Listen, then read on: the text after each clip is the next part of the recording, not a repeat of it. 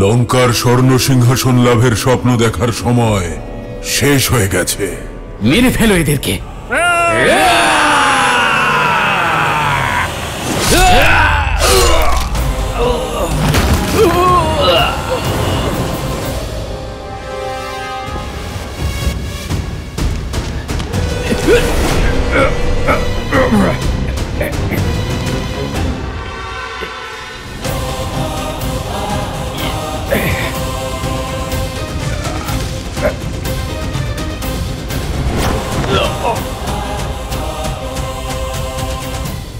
এই সংসার এটা ভুলে যায় যে দশাননের আরো এক মস্তক রয়েছে। আমি মেঘনাদ। এই গোটা সংসারে যখনই আমার পিতার বিরুদ্ধে কেউ এসে দাঁড়াবে, সবার আগে সে তার সামনে আমাকে পাবে। মেঘনাদ, আমি তোমার আপনজন। এতে কোনো সন্দেহ নেই যে আপনি আপনজন হওয়ার খাতিরে আমাদের আদরের পাত্র ছিলেন, কিন্তু যেই মুহূর্তে আপনি আমার পিতার বিরুদ্ধে চলে গেলেন, ওনাকে প্রহার করার মতো দুঃসাহস দেখালেন, সেই মুহূর্ত থেকে শুধুমাত্র আপনি আমার শত্রু হয়ে গেলেন। আর এই ইন্দ্রজিৎ কখনো নিজের শত্রুর উপর দয়া দেখায় না। তুমি আমার শক্তি সম্পর্কে জানো না।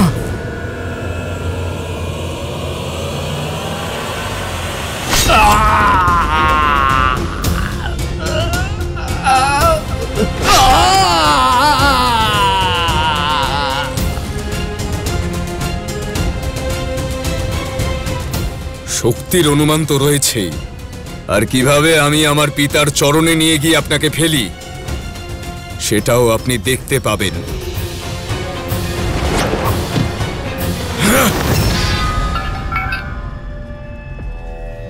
অনেক খেলা খেলেছ বিদ্যুৎ জিহ্বা,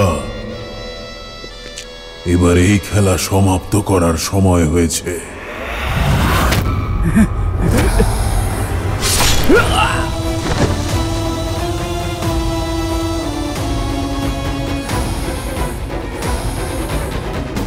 আমি যেটা চেয়েছিলাম সেটা আমি পেয়ে গিয়েছি পিতা। আপনার শত্রুর মস্তক আপনার চরণে রেখেছি।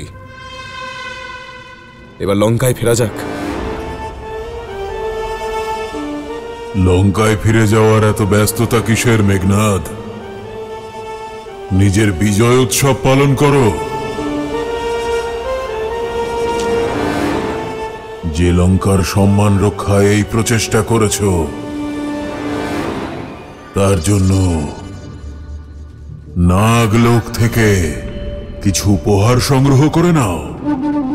সৈন্যগণ, নাগলোকে ছড়িয়ে পড়ো। প্রতিটি কোণায় খুঁজে দেখো নাগমণি, আভূষণ আর যা মূল্যবান বস্তু পাবে ছিনিয়ে নাও, লুট করো।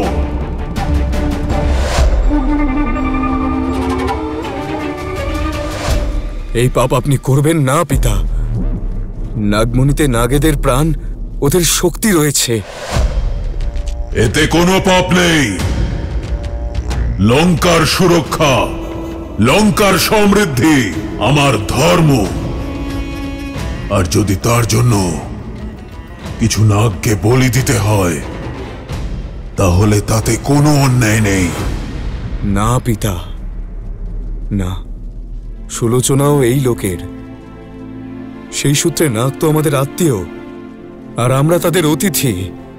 এই নাগলোকে এভাবে লুট করা অতিথি ধর্মের বিরুদ্ধে পিতা। শ্বশুরালয় থেকে জামাতা হিসেবে উপহার নেওয়া কখনোই মর্যাদা বিরোধী নয়। বোঝার চেষ্টা করুন আপনি পিতা। মেঘনাদ, আমি তোমাকে এখানে নিজের উদ্দেশ্য পূরণ করতে ডেকেছি। আমাকে প্রশ্ন করার অনুমতি তোমাকে দিইনি। যা আদেশ দিচ্ছি তা পালন করো। যাও। যথা আজ্ঞা পিতা।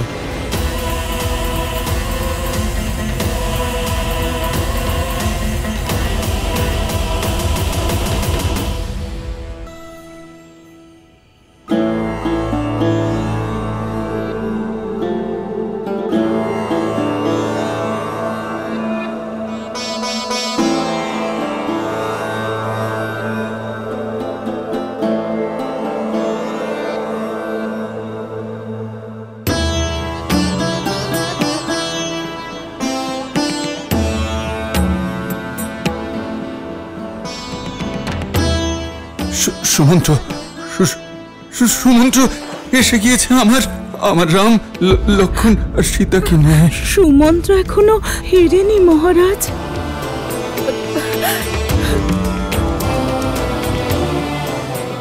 অর্থাৎ এখনো ফিরেননি যখন, তখন রাম আর সীতাকে সঙ্গে নিয়েই ফিরবেন।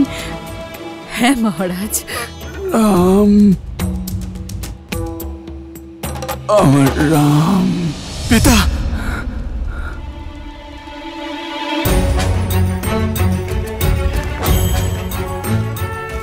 কি হয়েছে দাদা?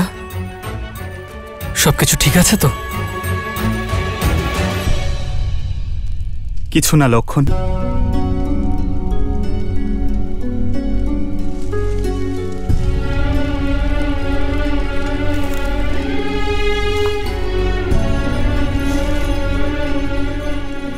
ভাইকে কিছু বলেননি ও চিন্তা করবে বলে, কিন্তু স্ত্রীর সঙ্গে মনের কষ্ট তো ভাগ করে নিতেই পারেন। একটা স্বপ্ন দেখে আমি বড়ই বিচলিত হলাম। এমন মনে হলো যেন পিতা আমাকে ডাকছেন। তুমি জানো সীতা, আজ পর্যন্ত কোনো ভয়কে আমি মনের কাছে আসতে দিইনি, কিন্তু জানি না কেন পিতার কথা মনে পড়তেই সেই ভয় যেন আমায় আবদ্ধ করছে। এমন মনে হচ্ছে যেন অযোধ্যায় কোনো সংকট উৎপন্ন হয়েছে। আপনি ধর্ম পালন করতে এসেছেন আর্য। স্বপ্ন দেখে বিচলিত হলে উদ্দেশ্য কি করে পালন করবেন? অযোধ্যায় সব শুভ হবে। আপনি বিশ্রাম করুন, কারণ পুত্র যদি বিচলিত হয় তখন কিন্তু পিতামাতাও বিচলিত হন।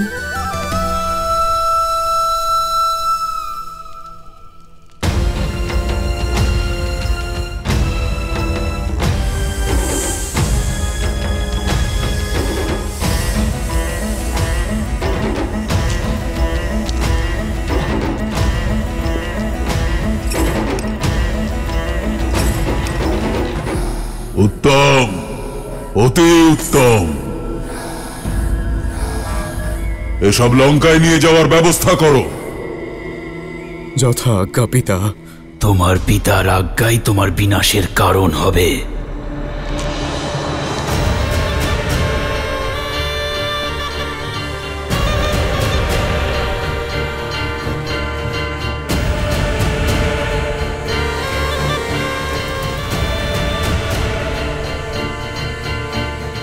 যার মধ্যে পাপ আর অধর্মের বিরুদ্ধে লড়াই করার মতো সাহস নেই, সেও সেই পাপের অংশীদার হয়। আমার তো ইচ্ছে হচ্ছে এখন এই মুহূর্তেই আমার সমস্ত বিষ তোমার গায়ে ঢেলে দিই, কিন্তু সুলোচনা আমার দত্তক কন্যা, আমি তাকে নিজের হাতে বিধবা করতে পারবো না। সেজন্য আমি নাগরাজ বাসুকে তোমাকে অভিশাপ দিচ্ছি যে যেভাবে তোমার পিতার আদেশে আমার সর্পরা মারা যাচ্ছে, সেইভাবেই একদিন তুমিও তোমার পিতার আদেশেই মৃত্যু লাভ করবে। তোমার পিতাই তোমার মৃত্যুর কারণ হবে। বাসুকি, আমারই সম্মুখে আমার পুত্রকে অভিশাপ দেওয়ার দুঃসাহস! দশানন আমি, কালও আমার দাস। ওনাকে আপনি ছেড়ে দিন পিতা। আমরা ইতিমধ্যেই অনেক পাপ করে ফেলেছি।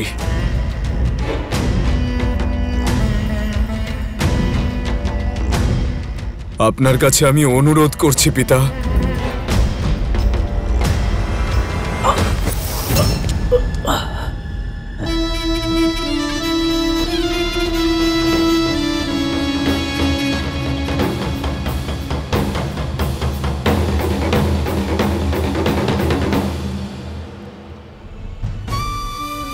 ছলনা করেছেন প্রভু রাম আমাদের সঙ্গে।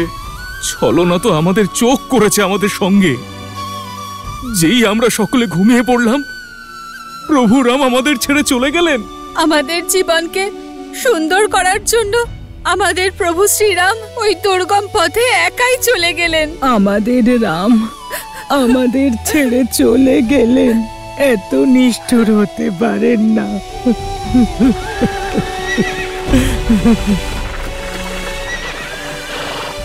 ওই তো মন্ত্রী সুমন্ত্র আসছেন বলে মনে হচ্ছে।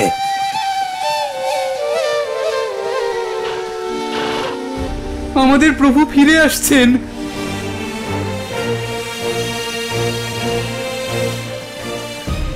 রথ তো খালি।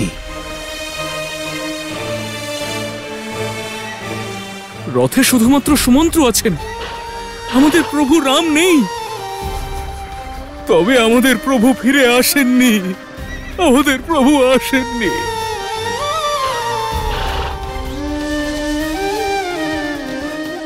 এসো এসো কইকেয়ী, এসো। মন্থরা, হ্যাঁ, তুমি আমাকে এত রাতে এখানে নিয়ে এসেছো কেন? সেই সত্যের আভাস দিতে যা এতদিন আমার স্বপ্ন ছিল। তোমার সিদ্ধান্তের পরিণাম তোমাকে দেখাতে। ওই দেখো অযোধ্যার রাজ সিংহাসন, যেখানে বসার ইচ্ছা হয়তো ইন্দ্রের মনেও আছে। কইকেয়ী, একবার ভাবো, যখন আমাদের ভরত ওই সিংহাসনে বসবে তখন কি হবে? তুমি কত প্রসন্ন হবে, কত গর্ব হবে তোমার। কইকেয়ী, তুমি তোমার কক্ষে একা বসে কষ্ট পাচ্ছ, গ্লানিতে ডুবে থাকছ, রামকে বনবাসে পাঠানোর সিদ্ধান্তে দুঃখ পাচ্ছ। না কইকেয়ী, না, তুমি যা করেছ একদম সঠিক করেছ। ভরতকে অযোধ্যার রাজা করতে যা করতে হয় তাই করো। নিজের স্বপ্ন সত্যি করো কইকেয়ী, সত্যি করো নিজের স্বপ্ন। অমাত্য সুমন্ত্র এসে গেছেন। ওনার সঙ্গে কি কুমার রামও এসেছেন?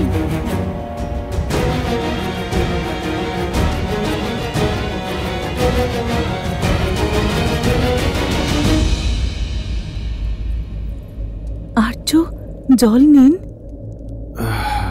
রাম,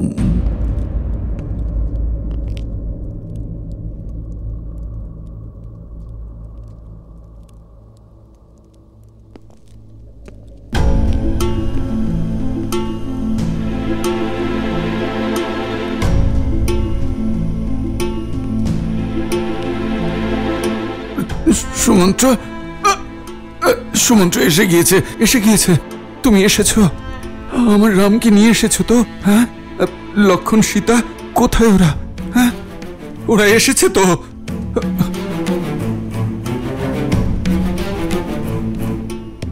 এই শুভ মুহূর্তে তোমাদের চোখে অশ্রু কেন? সুমন্ত্র অবশ্যই আমার রামকে নিয়ে এসেছে। ও আজ পর্যন্ত আমার আদেশ অমান্য করেনি। মনে হচ্ছে যে রাম সন্ন্যাসীর পোশাক ত্যাগ করে আসছে, তাই সময় লাগছে। সুমন্ত্র, একটা কাজ করো, রামকে বলো যে ও যেন যুবরাজের পোশাকে আসে, আর সঙ্গে লক্ষণ আর সীতাকেও নিয়ে আসে। আমি ওদের দেখতে চাই। যাও যাও, নিয়ে এসো ওদের। দাঁড়িয়ে আছো কেন? সুমন্ত্র, যাও, কেন ওদের নিয়ে আসছো না? সুমন্ত্র, ওরা এসেছে তো? সুমন্ত্র,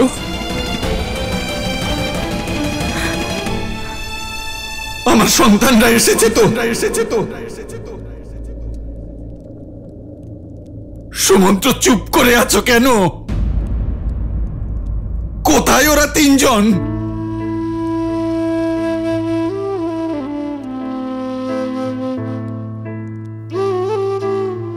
ক্ষমা করবেন মহারাজ,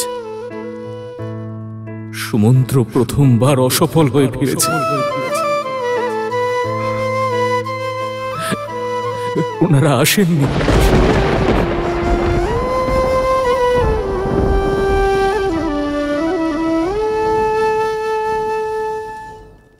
দৃষ্টিহীন মাতা পিতার কাছ থেকে একদিন তাদের পুত্রকে ছিনিয়ে নিয়েছিলাম আমি, আর আজ না আমার কাছে দৃষ্টি আছে আর না আমার পুত্র। রাম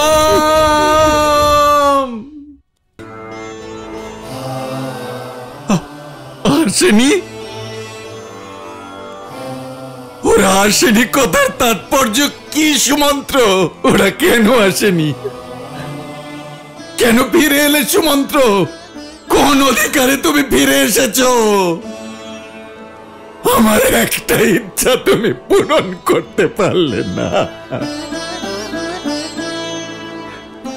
আমার কুলবধূ, আমার কন্যা সীতাকেও তুমি আনতে পারলে না।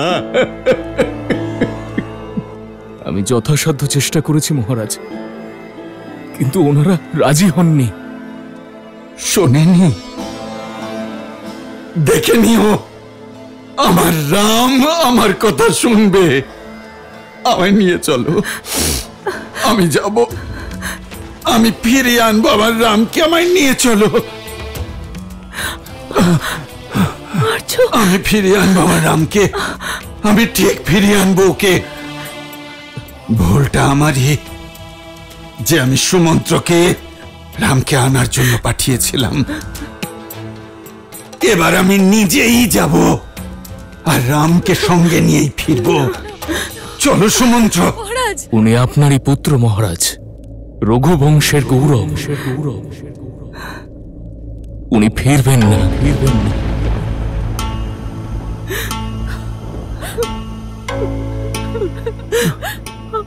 ফিরবে না? ওনাদের গঙ্গা পার হওয়ার পর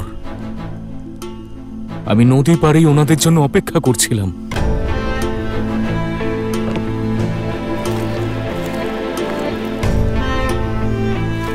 মন্ত্রী সুমন্ত্র, আপনি ফেরেননি? কোন মুখে আমি ফিরব নিষাদ রাজ? আমি মহারাজের কথা রাখতে পারিনি, ওনার রামকে ফেরাতে পারলাম না। আমি ওনার শেষ আশা ছিলাম। ফেরার ইচ্ছে তো আমারও ছিল না, কিন্তু শ্রীরাম বোঝালেন যে আমাদের নিজেদের কর্মপথে নিজেদের যাত্রা নিজেদেরই পূর্ণ করতে হয়। আপনি ফিরে যান, আর মহারাজ দশরথকে সেটাই বলুন যা শ্রীরাম আমাকে বলেছেন। কি বলেছে আমার রাম? বলো, কি বলেছে আমার রাম?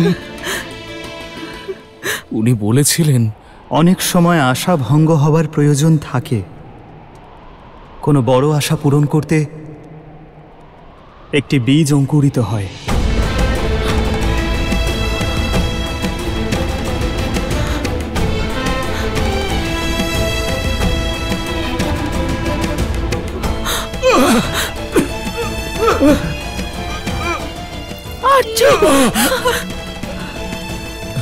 রাম, রাম, রাম, রাম।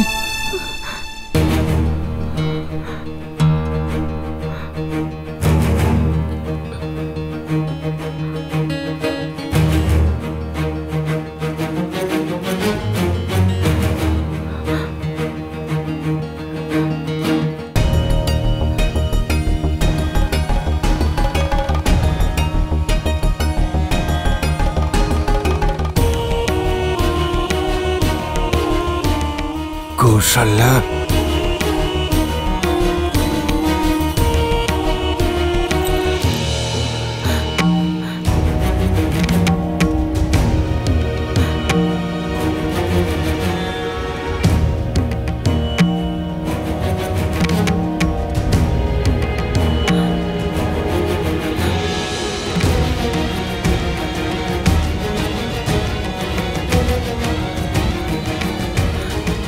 কৌশল্যা, আর্য, আমার অন্তিম সময় এসে গিয়েছে।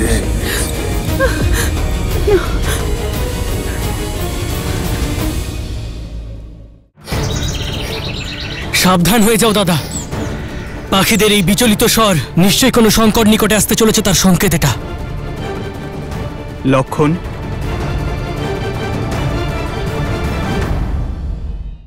মানুষ নিজের অন্তিম সময়ে নিজের কৃতকর্মের সবকিছু ধীরে ধীরে দেখতে পায়। যে অভিশাপের ভয়ে আজ পর্যন্ত আমি ভীত থাকতাম, আজ সেই অভিশাপের গুরুত্ব অনুভব করতে পারছি। শ্রবণের বৃদ্ধ পিতাকে অভিশাপ দেওয়ার সময় কত কষ্ট অনুভব করতে হয়েছিল তা এখন আমি উপলব্ধি করছি।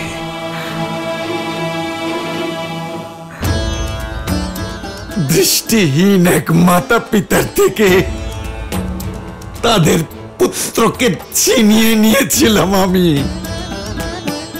আর আজ না আমার কাছে দৃষ্টি আছে আর না আছে আমার পুত্র।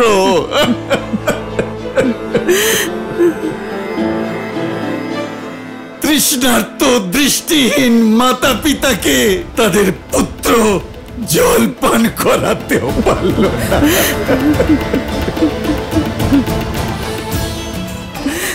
আমার চারটি পুত্র, কিন্তু আজ কেউই আমার সম্মুখে নেই যে আজ আমাকে গঙ্গা জল পান করাবে।